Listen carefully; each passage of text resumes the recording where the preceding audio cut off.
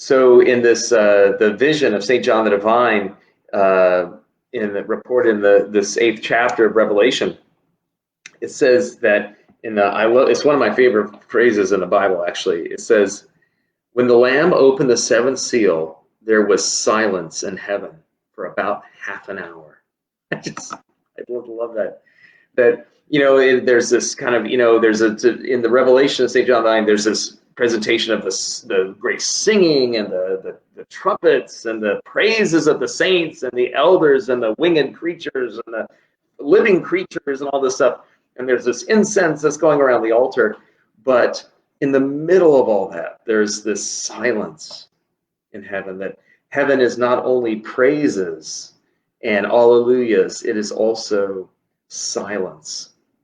And this is when we are in prayer and we can truly quiet ourselves, we can enter into that silence that is present in the very presence of God. That's one of the gifts of silence. And, amidst this world and its cacophony, I wonder if you might be able to take time to unplug and to have a time of quiet. Now, quiet is different from silence. There could be various noises around, and yet you can be silent in your heart.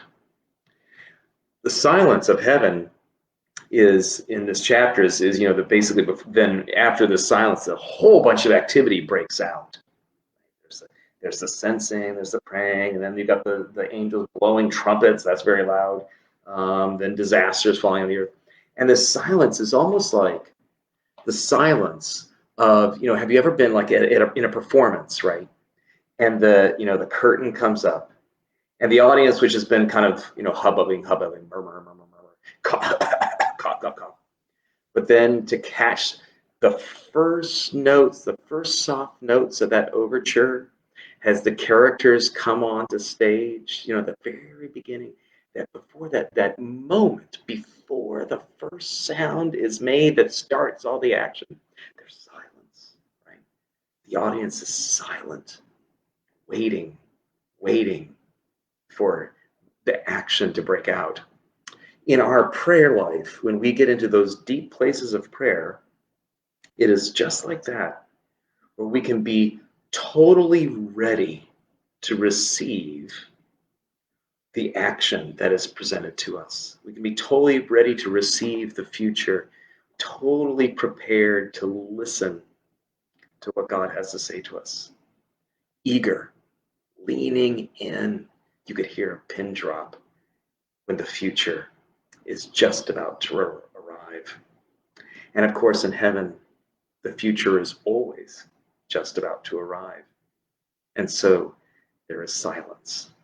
Not forever, but for about half an hour until the victory begins. So I pray that you could experience silence as you wait for God's victory. The Revelation of St. John the Divine. When the Lamb opened the 7th seal, there was silence in heaven for about half an hour. And I saw the 7 angels who stand before God, and 7 trumpets were given to them. Another angel with a golden censer came and stood at the altar. He was given a great quantity of incense to offer with the prayers of all the saints on the golden altar that is before the throne. And the smoke of the incense, with the prayers of the saints, rose before God from the hand of the angel. Then the angel took the censer and filled it with fire from the altar and threw it on the earth. And there were peals of thunder, rumblings, flashes of lightning, and an earthquake. Now the 7 angels who had the 7 trumpets made ready to blow them. The first angel blew his trumpet, and there came hail and fire mixed with blood, and they were hurled to the earth. And a third of the earth was burned up, and a third of the trees were burned up, and all green grass was burned up.